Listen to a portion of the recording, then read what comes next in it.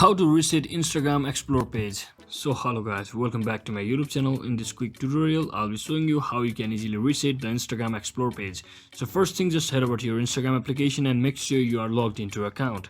So first click on your profile icon over here and just click on this hamburger icon at the top right corner. So once you click on it, you will have to head over to your activity section under this how you use Instagram section. So just tap on this your activity option over here and scroll down until you see the option called recent searches.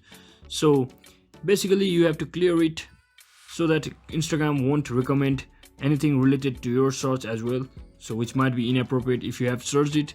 So once you do that, now just come back to your settings and scroll all the way down until you see the option called the content preference section. So just tap on this content preference option. So once you tap on it, just click on this reset suggested account and just click on next.